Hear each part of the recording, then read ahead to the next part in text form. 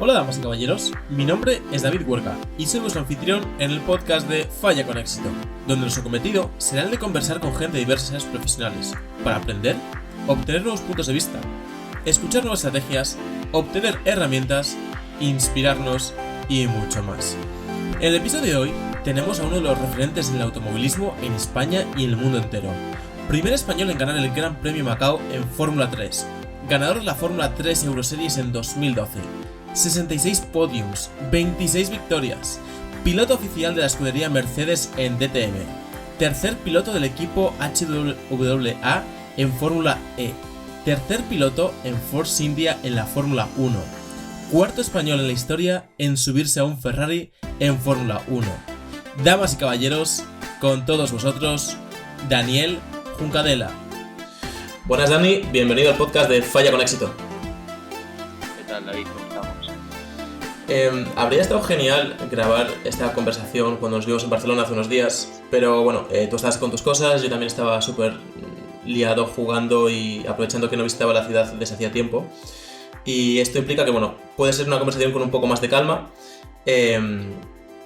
a pesar de que, bueno, tiene un poco más la frialdad de hacerlo a distancia y todo esto. Hablando de frialdad y introduciendo un poco este tema emocional, la primera pregunta iba un poco en la línea de ¿cómo te definirías tú a ti mismo a nivel emocional? Bueno, yo creo que voy a diferenciar entre dos personas. O sea, creo que profesionalmente hay algunas cuestiones emocionales que afloran bastante más que a nivel personal. Es decir, obviamente es sabido por mucha gente pues que los deportistas de élite, los pilotos de carreras, tal, somos muy fríos o tenemos que ser muy fríos, calculadores. Y yo me considero un punto medio, no creo que sea una persona muy fría. Es más, cuando empecé a competir era todo lo contrario, pero sí que el mundo de la competición, el mundo de las carreras me ha convertido en una persona mucho más fría, que por otro lado se ha transmitido en mi vida personal, porque al final pues tus actitudes acaban afectando a tu vida personal en según qué situaciones. Por lo tanto, yo me considero una persona medio fría, pero no del todo fría. Luego ya a nivel más personal, pues creo que soy una persona como la mayoría de los españoles, muy, muy empático y bastante creativo, en el sentido de que creativo e intuitivo. Creo que el mundo de la competición y el mundo de haberme dedicado a algo tan pronto me ha hecho ser una persona pues con algunas aptitudes que he ido aprendiendo yo mismo, ¿no? Soy una persona bastante eh, independiente, porque he tenido que viajar desde una edad muy temprana yo mismo para competir en carreras y demás. Y eso me ha hecho pues aprender según qué cosas que no te enseñan en la escuela o que no te enseñan de pequeño, y que me ha dado la competición y el viajar solo. Por otro lado, creo que como buen español otra vez soy muy pasional, y eso también tiene sus puntos negativos en las carreras y sus puntos positivos a nivel personal, ¿no? Me gusta pues, estar con mis amigos, estar con la gente a la que quiero, y eso también me hace muy sensible, que sería el último punto que diría a nivel emocional. Es una persona bastante sensible y quizás pues lo que a veces comente la gente me puede afectar más que a otras personas, y esto en el mundo de la competición a veces es un arma de doble filo.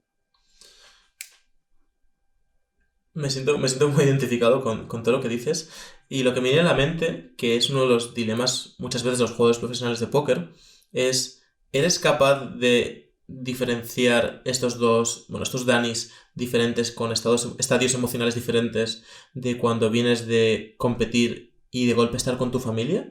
¿Eres capaz de cambiar el chip fácilmente? No, la verdad es que es algo que a veces cuesta de cambiar, porque llegas de un fin de semana de carreras, por ejemplo, y eh, me cuesta mucho directamente cambiar el chip y decir, vale, me voy a olvidar de todo lo que me ha ocurrido y ya me centro en lo que está pasando ahora, ¿no? Y eso es no sé si yo lo llamaría rencor, sino más como que me cuesta deshacerme de mi actitud de las últimas semanas en algo bueno, las últimas semanas, los últimos días en algo que me afecta tanto, ¿no? A nivel profesional. Sí que, por lo contrario, cambiar el chip de lo personal a lo profesional sí que me resulta más sencillo. Siempre se dice que si copias, vas un paso por detrás, porque estás copiando a alguien que está haciendo algo mejor, y si tú estás copiando esa persona o ese sector, siempre lo van a hacer mejor que tú. Y dices que es bastante innovador. Y me gustaría saber hasta qué punto copiar es suficiente o, por la contra, como imagino, hay que innovar, hay que crear. Y en esta situación, ¿cómo lo haces tú, bueno, y tu equipo en general, ¿no? ¿Cómo innováis y buscáis cosas nuevas y creáis algo donde no existe nada en ese punto? Bueno, y yo considero que hay veces que, a ver, nosotros también estamos en un deporte que estamos muy limitados. Quiero decir, yo como piloto puedo tener unas aptitudes, pero al final está delimitado por una máquina que es el coche, que es quien va a decidir un poco mi rendimiento. Luego estos coches no dejan de estar limitados por un reglamento en el que hay unas limitaciones, como en todo.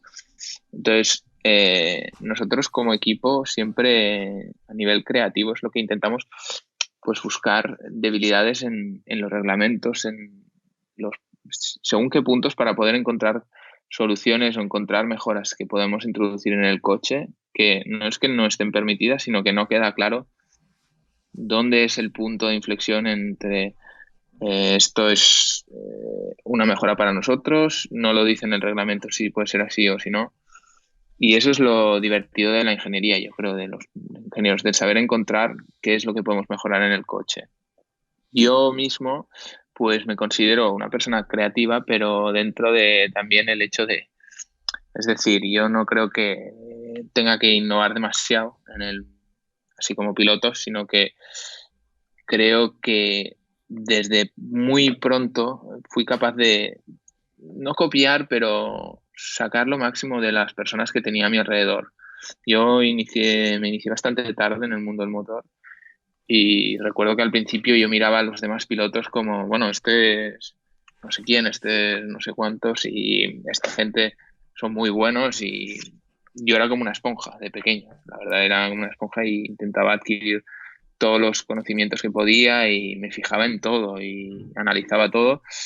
Y sí, copiar, pero en realidad no es copiar, porque tú como piloto, para que lo entiendas, la forma de copiar es tú ves unos datos con tu ingeniero cuando sales a pista, después de hacer una sesión, imagínate, das 5 vueltas, y hay unos datos que se descargan en el ordenador y sale tu velocidad alrededor del circuito. Sale dónde frenas, dónde aceleras, dónde giras. Y esto lo puedes comparar con tus compañeros de equipo. Entonces, yo ahí es donde veía una comparación directa con mi compañero. Entonces, yo ahí veía pues que, por ejemplo, en una curva él pasaba 6 kilómetros por hora más rápido y aceleraba un poco antes o frenaba un poco más tarde. Y eso, verlo y decir, vale, tengo que hacer eso, voy a copiarlo. Es muy fácil decirlo, pero luego hacerlo no es lo mismo. Porque tú sueles conducir al límite, a tu límite. Entonces, ahí es donde yo creo que entra la creatividad de saber decir, bueno, pues a ver si soy capaz de frenar 10 metros más tarde y qué punto del circuito o en qué me tengo que fijar en el circuito para saber que estoy frenando 10 metros más tarde. Y esa intuición, esa creatividad, yo creo que es ya algo más de talento. Y considero que, o sensibilidad, te diría. Y eso es algo que creo que siempre he tenido y he sabido analizar durante mis años. Y ya te digo, de pequeño me consideré siempre una esponja y supe adaptarme muy rápido y copiar estas cosas, pero ponerlas en práctica realmente. Comentas que te iniciaste bastante tarde en el mundo del automovilismo. Yo sé el porqué y todo, pero me gustaría que compartieras un poco cómo nace esto y en qué momento decides hacerlo y un poco el background también de tu familia, unas pinceladas si quieres compartir, porque no es algo nuevo en tu familia. Sí, bueno, mi padre desde una temprana edad ya se dedicó al mundo de los coches, era un apasionado de los coches, él corrió en lo que sería hoy en día lo que llamarían la Fórmula 3 en España. Fue campeón de España. Esto te hablo del año 1970 por ahí, o sea, hace muchísimo. Y entre los 70 y 80. Y luego por parte de madre, mi tío, Luis Pérez Sala, corrió en Fórmula 1 con Minardi. De hecho, hasta que llegó Fernando Alonso, mi tío era el que tenía el mejor resultado de un piloto español, que era sexto en un gran premio. Pero claro, con el equipo, él corrió con Minardi, que era en esa época pues el peor equipo de la parrilla. Pero bueno, fue de los primeros pilotos españoles que hubo en Fórmula 1. Entonces me venía por ambos lados. Y yo a los 9 10 años me invitaron a una carrera que organizaba un padre del mundo del motor y se lo dijeron a mi padre, que invitaban a chicos que nunca habían corrido. Me acuerdo que hice esa carrera, quedé tercero y pensé, ostras, esto me gusta, tal, se me da bien. Pero un amigo mío tuvo un accidente y mi padre me dijo, oye, esto es muy peligroso, déjate. Y yo en esa época me dedicaba a ir al colegio a jugar a fútbol con el equipo del colegio, tenía 50.000 actividades extraescolares, jugaba tenis, jugaba pádel, esquiaba con un equipo de competición en el Pirineo catalán. Entonces, sinceramente me dio un poco igual, porque pensé, bueno, hago mil cosas y no fue una preocupación. Pero lo que ocurrió es que 4 años más tarde vi que algunos chavales que habían corrido conmigo aquel día y yo les había ganado, pues empezaron a salir en revistas de motor, este es campeón de España, no sé qué, campeón de Cataluña, y pensé, oye, pero si yo a estos los ganaba. Y, y me entró la vena de volver a correr y estuve insistiendo a mi padre mucho tiempo y al final, pues sí, a los 13 años, en el 2004, volví a las andadas, pero es una edad que en aquella época era muy tarde. Y bueno, hoy en día lo sería también. Sueles empezar con 6 7 años a correr en karts y bueno, me costó sudé sangre, pero al final mi padre cedió y aquí estamos. Era muy tarde, me parece curioso, estás echando cuentas ahora, por lo que voy a decir.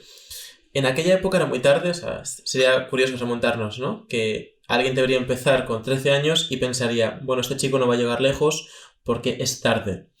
Y si no cuento mal, 7 años después te proclamas, bueno, 7 u 8, no sé si puedes corregir ahí, con 20 años, te proclamas campeón del Masters de Fórmula 3 en el 2012, ganando la carrera más complicada, que es el Gran Premio Macao.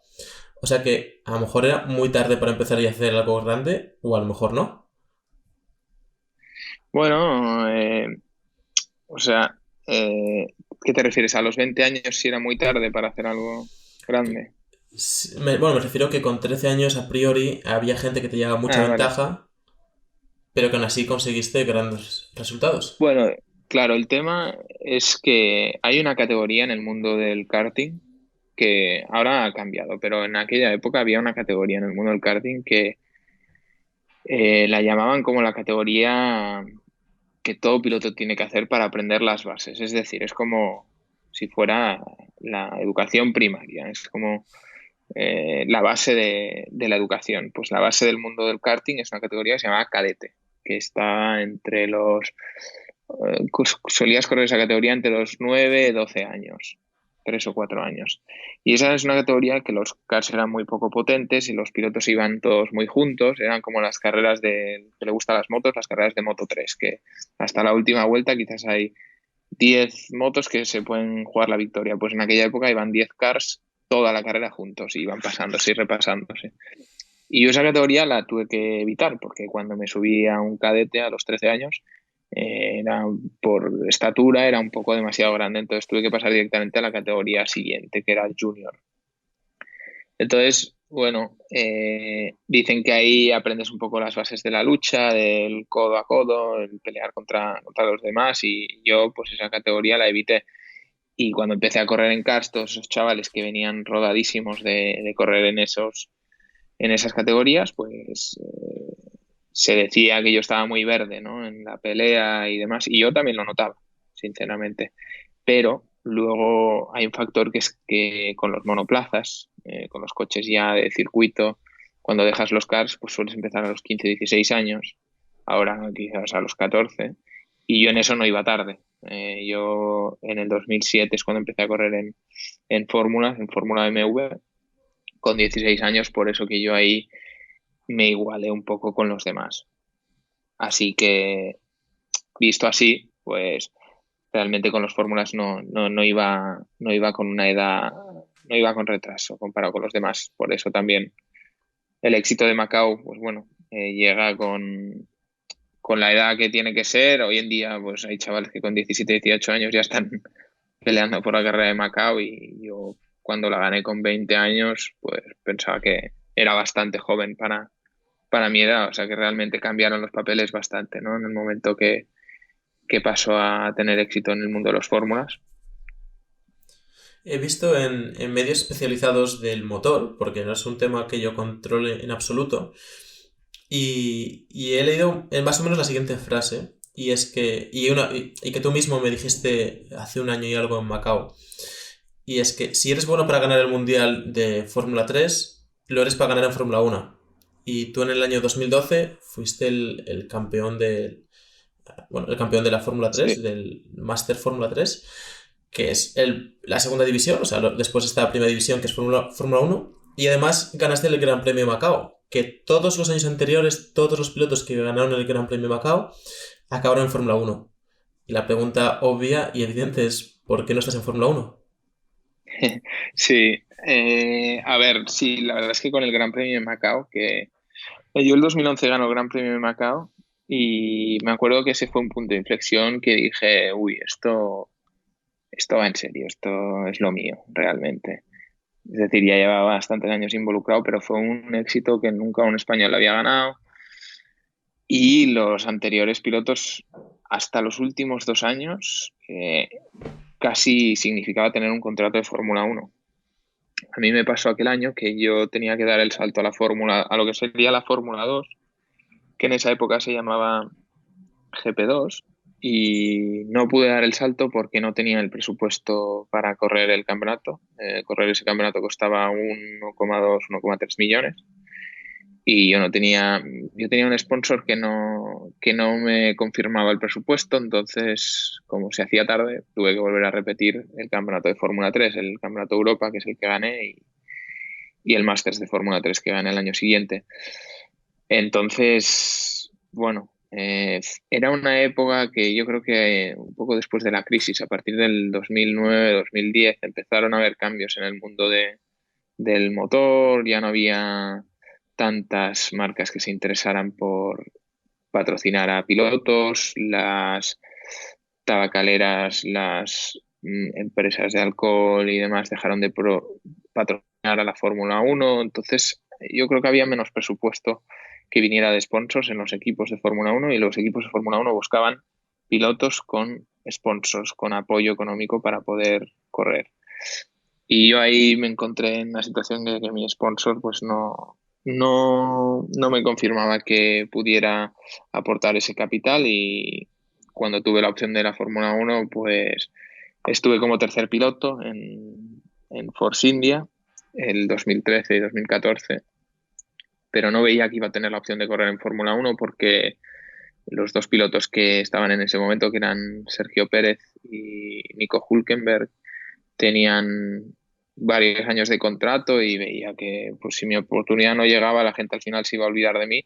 Y yo por eso en ese momento, cuando tenía que dar el salto a la Fórmula 2, escogí correr el DTM de la mano de Mercedes. Yo era piloto joven de Mercedes, del programa de jóvenes pilotos, y me ofrecieron correr el DTM, que es un campeonato que es como está considerado la Fórmula 1 de los turismos, y donde pasaba, en vez de tener que traer un presupuesto, a ser un piloto profesional, piloto de la marca, y cobrar, que en ese momento no es que fuera mi preocupación principal. Es decir, tenía 21 años y no estaba pensando en ganarme la vida ya. O sea, mi objetivo seguía siendo la Fórmula 1, como cualquier chaval cuando empieza.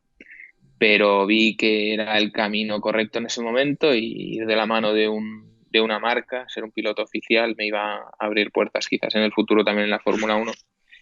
No acabó siendo así, pero bueno, es algo que los primeros años quizás sí que me afectó. El 2013, 14, 15, 16 fueron años difíciles después de ganar la Fórmula 3, pues no tenía resultados en el DTM, no tenía la opción de ser piloto oficial de Fórmula 1 y veía que un poco entraba en el olvido mi nombre. Entonces fueron años que me costaron de asimilar, pero el 2017, 2018 llegó un punto de inflexión en el que hubo bastantes cambios, pero bueno, contestando a tu pregunta después de todo esto, la Fórmula 1 yo creo que no estoy, pues porque no he tenido las mismas oportunidades que otros pilotos, pero bueno, que es algo que es normal. Al final en la Fórmula 1 están 20 y que tengan el nivel para estar en la Fórmula 1 quizás hay 120.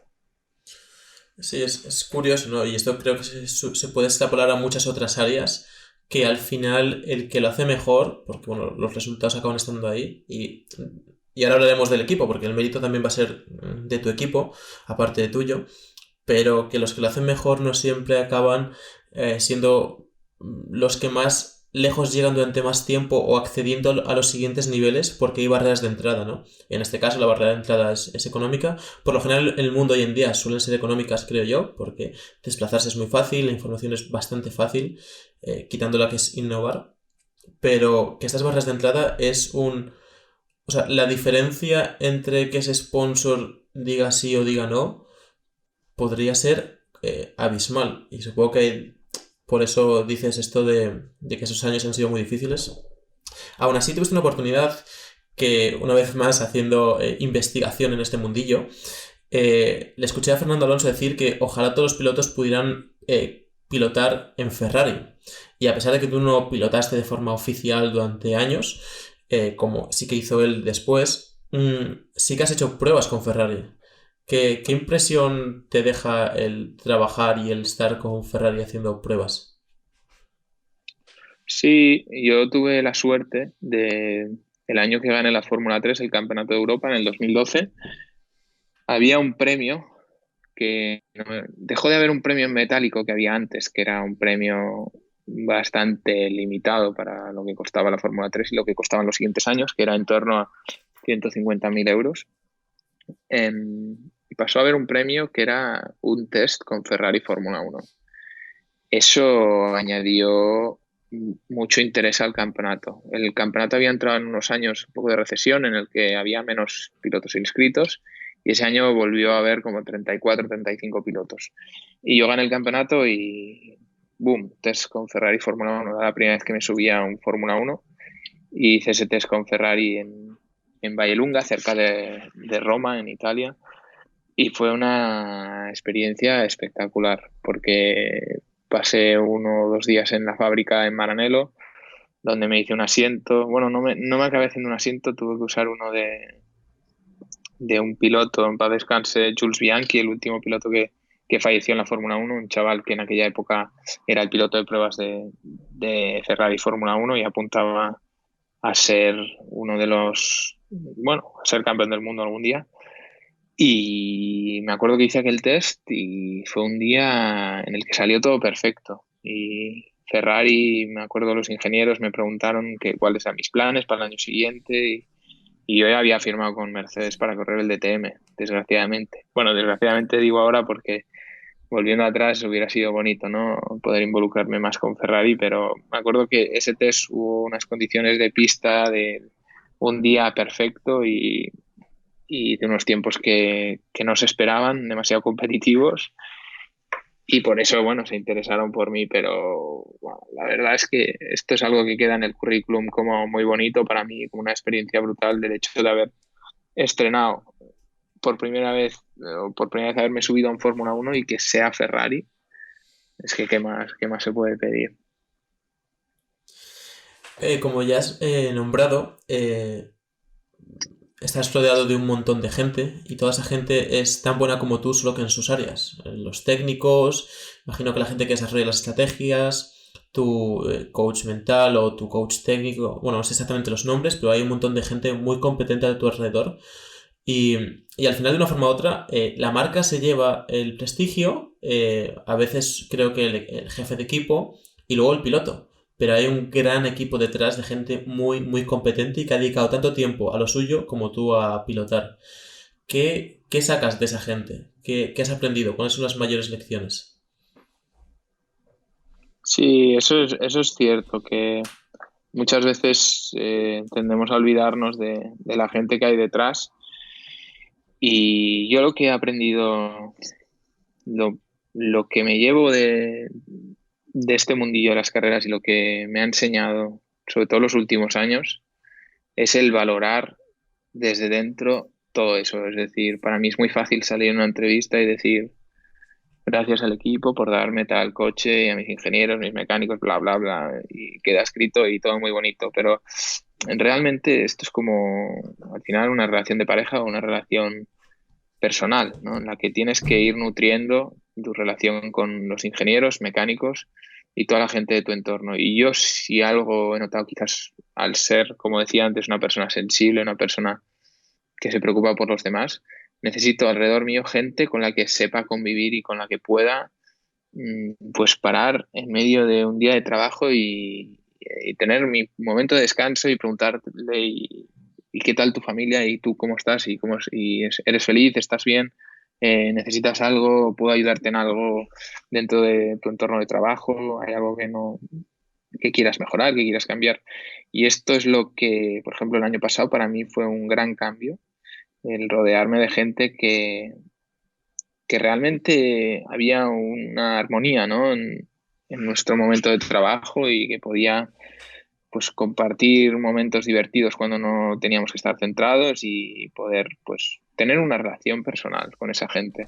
Y esto es lo que muchos pilotos dejan pasar, porque son mucho más fríos y no piensan en el lado personal o en el lado humano de todas esas personas y al final es que son humanos igual que tú y no son menos importantes por no salir ellos en las entrevistas o en las fotos o en los vídeos.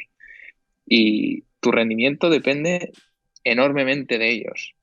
Y esto, un dato curioso que, que aún estoy discutiendo con mi equipo, por ejemplo, este año en el primer test que tuvimos, estaban decidiendo los mecánicos que íbamos a tener cada piloto. Nosotros en el DTM, este año somos 4 pilotos, cada piloto tiene 4 mecánicos. Y yo, esto lo deciden los ingenieros jefes, deciden qué mecánicos ponen a quién y demás. Y lo deciden dependiendo un poco del rendimiento de los mecánicos en los pit stops, en las paradas en boxes. Porque nosotros estamos divididos en 2 garajes, en los que hay 2 coches en cada garaje, entonces intentan barajar los mecánicos de una forma para que los pit stops sean lo mejor posible, porque al final la parada en boxes dura entre 3 4 segundos y, no, perdona, que ahora ha cambiado el reglamento entre 6 7 segundos y si fallas puede tardar hasta 9, entonces perder 3 segundos en una parada en boxes puede afectar mucho a tu resultado final. Y por el tema de los pit stops, pues habían hecho algunos cambios en el tema de mecánicos y yo veía que a mí no me iban a poner los mismos mecánicos que tenía el año pasado, los cuales yo había estado muy bien, entre ellos se llevaban muy bien y yo quería trabajar con ellos. Entonces me empezaron a decir que no, porque por los pit stops este mecánico tiene que ir al otro garaje y no sé qué.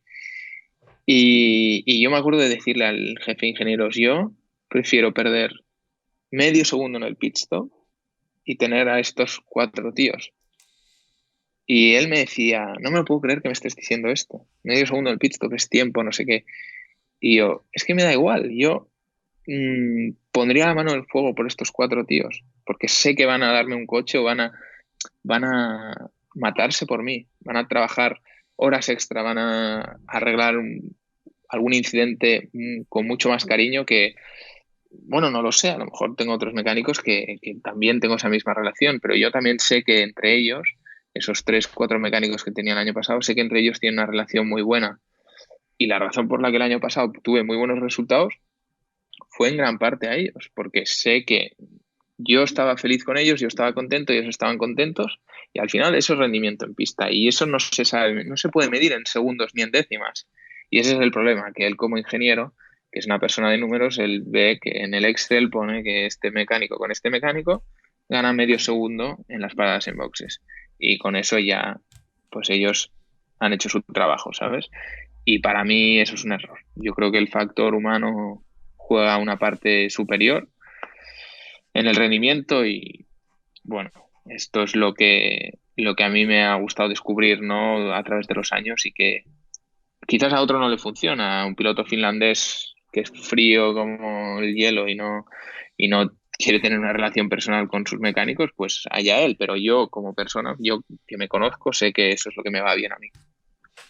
Es aquí un poco a lo mejor donde se ve reflejada esa parte que decías intuitiva y de que confiabas un poco en esas capacidades. Parece muy Mm, interesante esto. El factor humano es, al final es clave. Hay algo sí. que creo que especialmente los apasionados del mundo del motor, a mí también me parece interesante, pero no por el mundo del motor, sino por la metodología en sí, pero que un poco el insight de... he leído recientemente que Mercedes es una de las marcas en este sector que aplica muy bien el concepto de prueba y error y aprende a través de él, ¿no? Lo que sería la filosofía de falla con éxito, de hecho. Y entonces quería que nos simularas un poco cómo sería una sesión de entrenamiento para ti, pero en lo relativo, lo que no se va a ver nunca en las cámaras, aunque te estuvieran grabando, pues cómo es la comunicación con el equipo antes, qué comprobáis, qué están viendo tus mecánicos mientras corres, cómo analizáis los resultados luego, cuando intercambiáis opiniones y habéis detectado algún tipo de error, qué herramientas utilizáis para subsanarlo o cómo utilizáis ese error luego en el futuro, etcétera. Mira, nosotros estructuramos el fin de semana, te voy a estructurar un día o una sesión de entrenamientos de fin de semana.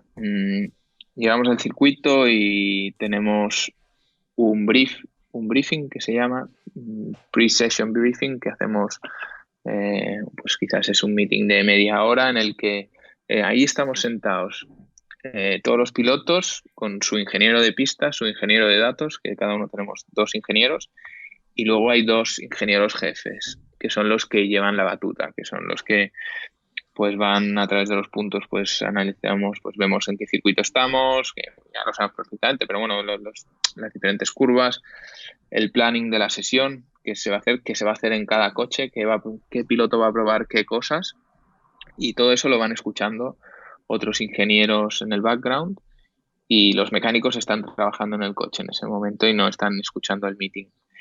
Una vez acabado ese meeting, toda la información que tienen los ingenieros que tienen que pasar a los mecánicos para que hagan según qué cambios en el coche, la pasan directamente a los ingenieros de pista de cada piloto, a su equipo de mecánicos.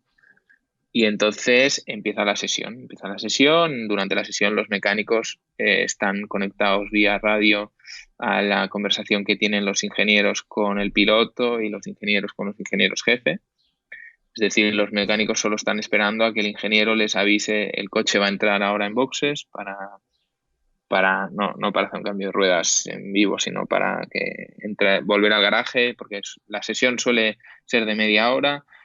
Salimos, hacemos una tanda, entramos en boxes, analizamos algunos datos, volvemos a salir, cambiamos neumáticos quizás y los ingenieros están pendientes, los mecánicos están pendientes de eso.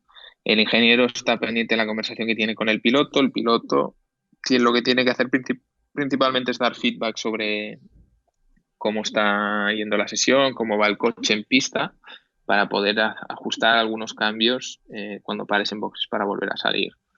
Entonces, una vez acaba la sesión, volvemos a tener un briefing, que en este caso sería un debrief, en el que nos sentamos otra vez en la misma sala de reuniones y el jefe de ingenieros va analizando un poco la sesión y diciendo lo que ha ocurrido, los resultados, y luego nos dividimos en dos salas y yo estoy con mi compañero de equipo y los otros dos están en otra sala y con nuestros ingenieros pues damos feedback sobre el coche, primero los problemas técnicos, es decir, si tú tienes problemas de que el volante está suelto, el pedal del acelerador, el freno no funciona bien, hay cosas realmente técnicamente mal, o sea, cosas que son mecánicas, eso es lo primero que se habla para que pueda haber feedback rápido a los mecánicos y cambien lo que tengan que cambiar.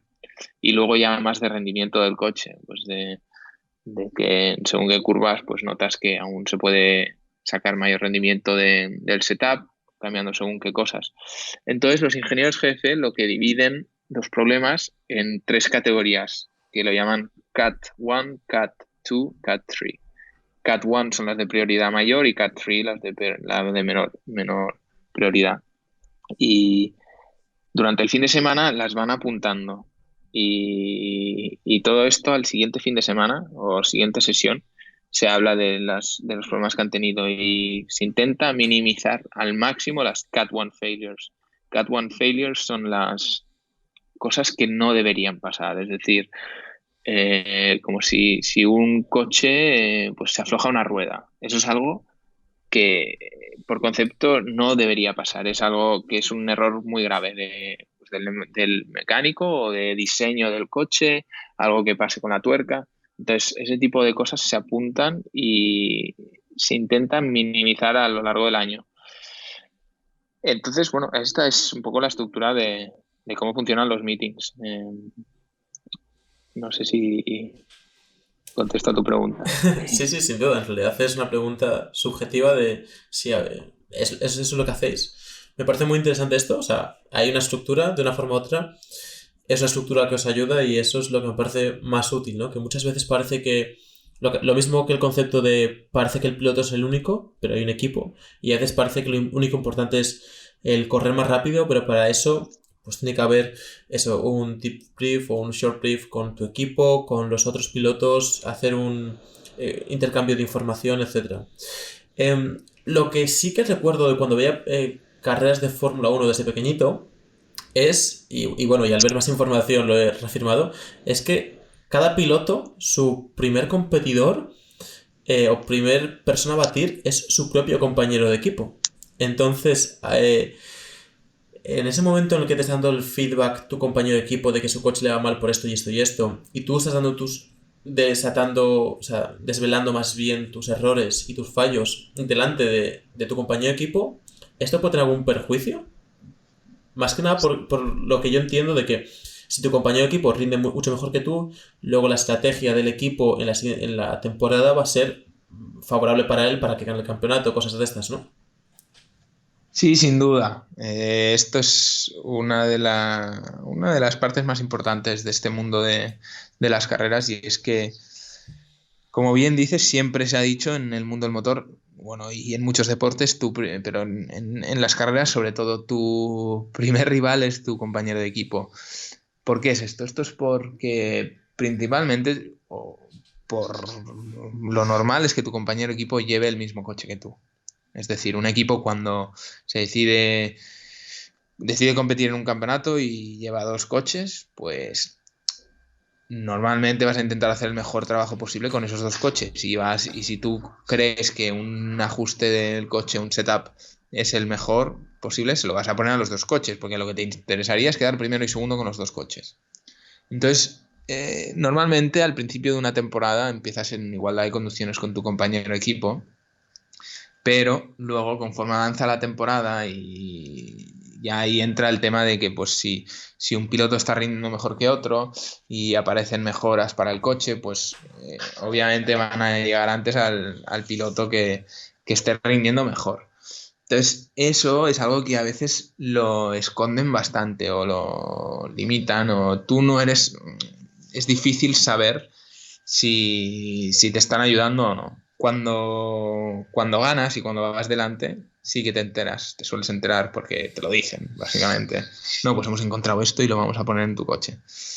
Pero cuando no se habla mucho, pues será que en tu coche no está lo mejor de todo.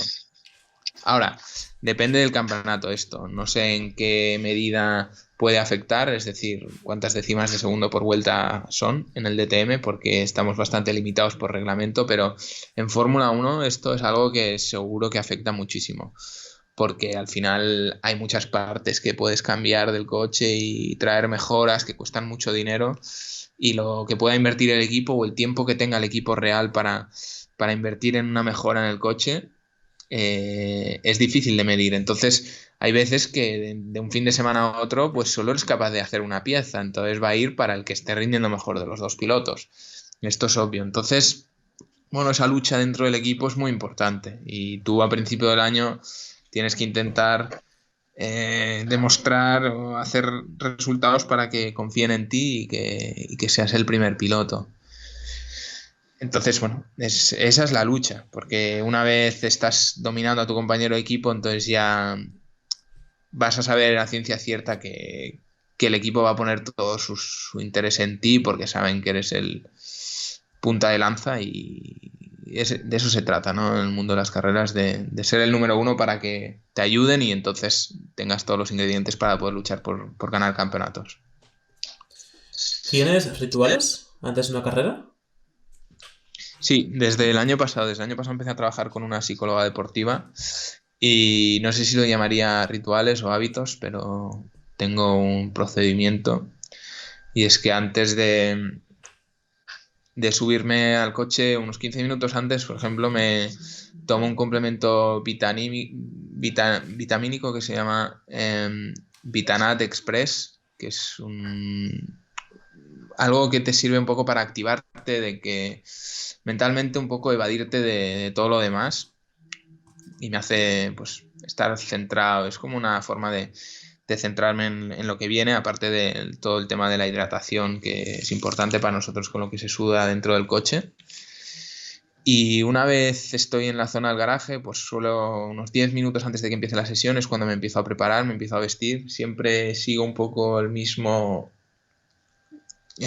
procedimiento a la hora de vestirme. Es decir, yo ya estoy con el mono y me pongo el sotocasco, que es lo que nos ponemos debajo del casco, luego el casco, luego el protector del cuello, los guantes me los pongo siempre dentro del coche, siempre me pongo primero el guante derecho y no es por un tema supersticioso, sino lo hago como hábito, lo hago para seguir un hábito y seguir siempre esos pasos, porque me hace sentir que estoy concentrado, que voy a trabajar, ¿sabes? Que voy a hacer lo mío. Entonces, una vez subido al coche, me espero a unos 4 minutos así antes de que empiece la sesión.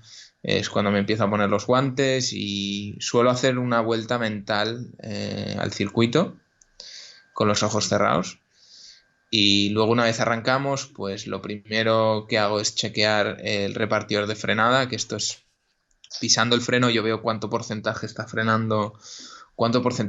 frenando el coche de delante, del tren delantero y el tren trasero. Y esto es muy importante, pues saber el balance. El balance suele ser en torno 52-54% delante y lo demás detrás. Entonces, esto es algo que es fácil de cambiar. Nosotros tenemos una especie de ajuste cerca del volante en el que podemos ir cambiando de un 1% adelante o atrás.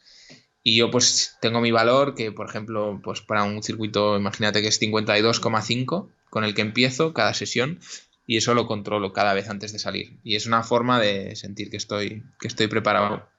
Luego, una vez salgo, cuando hago la vuelta de calentamiento, antes de empezar mi primera vuelta, justo antes de empezar mi primera vuelta, he introducido desde el año pasado, como te digo, un procedimiento que es... A mí mi psicóloga deportiva me recomendó decirme algo que me motive, es decir, como si me dijera, vamos Dani, cada vez, ¿vale?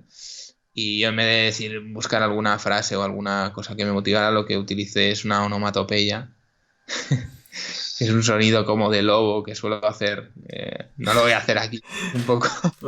Es lo que te iba a decir ahora mismo, en plan, ¿lo harías para los oyentes? No, es muy personal, pero lo hago cada vez. Y es una forma también de sentirme que estoy motivado, que estoy concentrado. Y parece una tontería, pero es muy potente hacer todas estas cosas.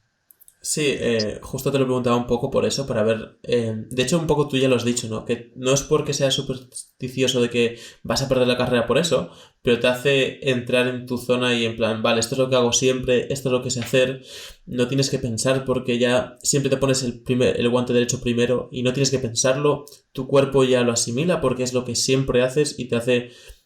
Supongo que de una forma subconsciente también generar una especie de confianza, aparte de todos los beneficios que tienen los rituales, ¿no? Súper demostrados.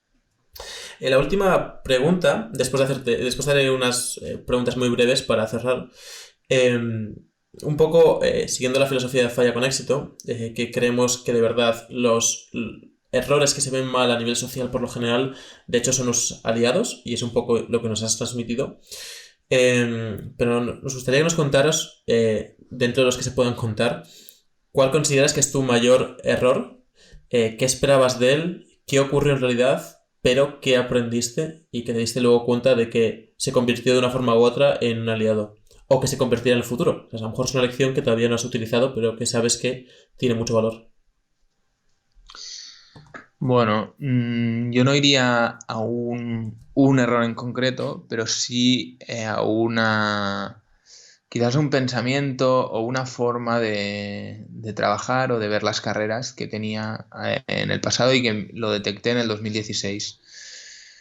Yo estaba demasiado orientado a los resultados y estaba demasiado pendiente de los números. Es decir, yo salía a pista y estaba siempre pendiente de qué tiempo por vuelta iba a hacer y comparándome constantemente con los demás. Es decir, todo era una comparación de ¿he ido más rápido que este o no? Y sin pensar en todo lo demás. Entonces todo al final se limitaba a eso y yo podía tener una mala sensación dentro del coche, pero bajarme del coche, ver que iba tercero en tiempos y decir, pues bueno, oye, no, bien, tú, y me olvidaba de esa sensación. O viceversa, sentir que, ostras, lucho bastante bien, el coche va bien, tal, buena vuelta, bajarme del coche y ver que voy el 17. 11 horas. Y me volvía loco, en plan, lo que ha pasado aquí, y entonces empezaba a buscar debilidades donde no las había, empezaba a buscar problemas donde no había problemas. Entonces yo estar tan obsesionado con los tiempos, con los resultados, con los datos, incluso con mi ingeniero cuando trabajaba, hay un programa en el que cambias los valores de los ajustes del coche y ves pues lo que teóricamente es mejor. Es decir, yo cambio un ajuste del alerón trasero y pone que teóricamente ese coche es más efectivo aerodinámicamente, o sea, ese coche es mejor. Pero a lo mejor ese cambio para mí, por mi estilo de conducción o por la situación o tal, no es favorable. Pero yo lo quería hacer porque los datos decían que eso era perfecto, era mejor. Y luego no rendía. Entonces estaba demasiado pendiente de los resultados. Y esto es lo que he conseguido cambiar con mis hábitos, con mis rituales. Me han hecho pensar en centrarme en lo que yo puedo controlar y olvidarme de los factores externos. Antes salía a pista y había veces que las pantallas que hay por el circuito para los fans, para que vean, para que sigan la carrera, los que están en una tribuna, para que vean pues el resto del circuito y demás, y ahí salen los tiempos. Es que iba mirando las pantallas para ver dónde estaban los tiempos mientras hacía los entrenos. O sea, es que es de locos. Y esto es algo que aún me cuesta a día de hoy ir eliminando. Hay veces que se me va la vista, ¿sabes? Y lo miro. Y bueno, todo eso generó un estado un poco de ansiedad en el 2016, en una carrera en la que de repente me empecé a dar cuenta que estaba obsesionándome demasiado con esto y bueno, he conseguido cambiarlo, pero diría que eso es de lo más grave, ¿no? Que lo que más me ha afectado los últimos años. Soy alguien que se considera una persona de conceptos y siempre los intento extrapolar a otras áreas, etcétera, y quedarse con pequeños matices que parecen insignificantes y hacerlos más grandes, ¿no? O analizarlos. Y me parece brutal, o sea, solo con que me hablases de esto sin conocerte nada te diría que tienes grandes resultados en la vida. Cuando te pregunto por un error, algo concreto, te pregunto sobre un evento y tú lo primero que me dices es que no hay ningún evento, no hay nada puntual en la vida que genere un fracaso o un tropiezo, al igual que no lo hay que generar un éxito, sino que es un proceso, ¿no? Un cúmulo de cosas las que causan X. O sea, me parece increíble. Que al final es esa filosofía que para triunfar, o sea, para que te vaya bien, no hay un evento en concreto por lo general, ¿no? Sino que es un cúmulo de cosas durante un tiempo. Y ahora te quería hacer 3 preguntas, creo que bastante breves. Y la primera es, la vamos a dejar de última, aunque creo que puede ser la más larga. ¿De dónde sueles aprender?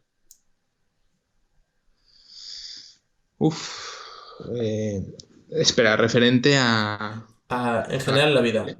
¿Cuál suele ser como tu fuente de aprendizaje? Soy bastante... ¿cómo se llama? ¿Autodidacta? Sí. Me considero muy autodidacta. Me gusta leer, me gusta estudiar, me gusta conocer, saber de cosas.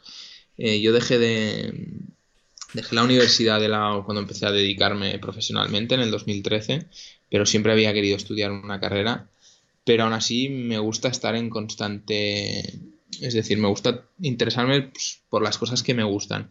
Y me gusta mucho leer, nutrirme de cosas que me interesan. Pero bueno, hoy en día sí que es cierto que también estoy muy involucrado en el mundo del deporte y a día de hoy casi lo que más me interesa a diario es entrenar físicamente y prepararme para correr en coches, y me encanta el triatlón. Tengo demasiados hobbies a día de hoy como para estar en constante aprendizaje en otras cosas, pero vaya, me considero muy, muy autodidacta.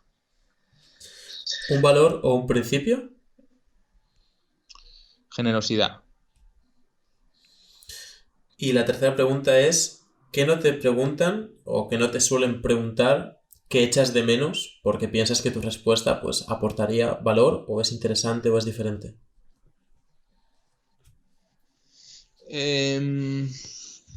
Pues mira, a nivel profesional, lo que hemos estado hablando, considero que, bueno, echo de menos que se tenga más en cuenta el factor humano también en el momento de interesarse por mi feedback, ya no en el fin de semana, es decir, cuando estás en una reunión que te dicen cómo va el coche. En ese momento los ingenieros lo que pueden mejorar es el coche, es igual, da igual cómo esté yo anímicamente en ese momento, pero sí que después de un fin de semana pues creo que hay poco interés por decir, oye, ¿te sientes cómodo con tus mecánicos? ¿Te sientes cómodo con tus ingenieros? ¿Quieres que hagamos algún cambio? ¿Consideras que podemos hacer una reunión en la que os sentéis en la mesa y habléis según qué temas y pongáis los puntos sobre las is? Esto es algo que considero que falta y lo he hecho un poco en falta. Sobre lo demás, bueno, también es un momento temprano para mí para considerar según qué cosas, porque mi temporada, pues bueno, el año empieza en enero, pero mi temporada empieza en mayo, realmente la primera carrera, el 4 o 5 de mayo, así que hasta entonces van a ser todo un poco preparativos de cara a la temporada, y ahora pues digamos que estoy fuera de temporada, así que tampoco tengo muchos problemas con el equipo aún. Justo, bueno, quiero aprovechar para hacer una última pregunta, que me he dado cuenta que, bueno, hemos tocado muchas cosas, pero en realidad no hemos tocado nada del presente y la actualidad a nivel profesional, ¿no? Y eso que estás en un nuevo proyecto y, como dices, estás justo en fase de pretemporada. Si quieres contarnos un poquillo sensaciones para esta temporada, tanto en DTM como en el nuevo proyecto que tienes. Sí, realmente es un año interesante para mí. Voy a estar corriendo el DTM con Aston Martin, que ha entrado en el sitio de Mercedes, y también estoy involucrado en el equipo Mercedes de Fórmula E, que al final son los que gestionan también el equipo de Aston Martin en el DTM. La Fórmula E es un campeonato de coches eléctricos que está creciendo muchísimo últimamente, y estar involucrado siempre es bueno porque es un momento de auge y quién sabe si va a haber una oportunidad ahí, pues seguramente la coja. Y por otro lado, pues el DTM me hace mucha ilusión este proyecto nuevo, porque Aston Martin es el primer año que va a competir en el DTM. Es una marca que muy emblemática y en el mundo de la competición quizás algo primeriza comparado con Mercedes, BMW o Audi, que son las que han competido los otros años en el DTM. Así que mucha ilusión, realmente. Es un año divertido en el que vamos a tener que afrontar miles de problemas, porque venimos de una pretemporada muy corta. Audi y BMW se ha preparado mucho más de cara a este campeonato, porque ya sabían hace años que iban a participar. En cambio, Aston Martin lo decidió en octubre, noviembre. Así que vamos un poco tarde con los preparativos, pero sin duda que va a ser un año en el que seguro que de una forma u otra aparecerán diferentes éxitos, y si no, trabajaremos para que sea en el futuro, pero con mucha ilusión. ¿Prometes no volver a mirar las pantallas para los espectadores?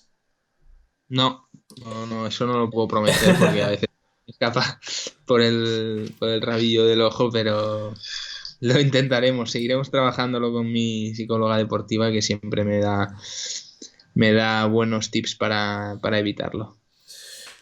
Bueno, tío, ha sido un auténtico placer que compartas todo esto con nosotros.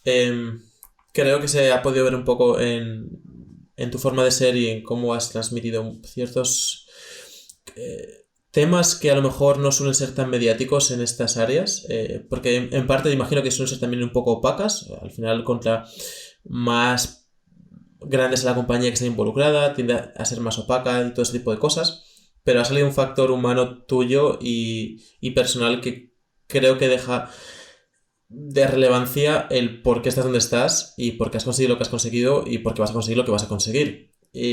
Sin duda me quedo con lo de que no hay ningún fallo puntual que nombras, sino un proceso o un conjunto de acciones. Me parece increíble. Y también ser suficientemente humilde para detectarlo y para trabajar en ello, vital. Y bueno, tuve el placer de conocerte hace unos cuantos años, hace 1 año y medio en Macao, por el Gran Premio Macao. Tuve el placer de estar por ahí cotilleando y viendo cómo trabajabais y después compartir contigo unos días, cenar, charlar, etcétera, y conocerte un poco más personalmente. Y ahí es cuando dije, wow, empatizo muchísimo contigo, y hicimos ahí un intercambio de cosas personales y es cuando vi que empatizaba mucho contigo, ¿no? Incluso el hotel de tu familia, con los negocios atribuidos, la historia de eso ya hace ver un poco lo que decías, el factor humano y la importancia de esto que tú llevas al mundo competitivo, bueno, competitivo en el automovilismo, y de ahí tus resultados, tío. Así que muchísimas felicidades por ello, muchísimas gracias por estar aquí y ha sido un placer. No, tío, igualmente. Y además presenciaste un accidente considerable en Macao. Que mejor, tío, que presenciaste. Sí, para todos los oyentes hay un vídeo en YouTube. Si ponéis, dejad los enlaces, pero si ponéis David Huerga Gran Premio Macao, y creo que aparece también, no sé si puse tu nombre en el título, podréis ver un accidente en el que el comentarista siempre tendré en mi memoria el comentarista diciendo eso, bueno, en inglés, ¿no? Pero dice, y ahí van millones y millones y millones de dólares, porque se estampan todos los coches de la parrilla, casi. Casi. Por culpa de el mundial. Y recuerdo estar jugando Macao una mano y jugando al póker y ver ese accidente y quedarme en plan de, buah, a lo mejor no fue Dani, ¿sabes? Y de golpe empiezan a estamparse todos los coches y dije, es que, ¿sabes? Se han estampado todos los coches, seguro que estás ahí en medio. Fue bastante épico, la verdad. Brutal, tío. Bueno, muchísimas gracias por tu tiempo, Dani, y nada, que sigan los éxitos y que siga el trabajo duro para conseguirlos. Nada, tío, David, un placer, mucho gusto. Un fuerte abrazo, cuídate. Un abrazo.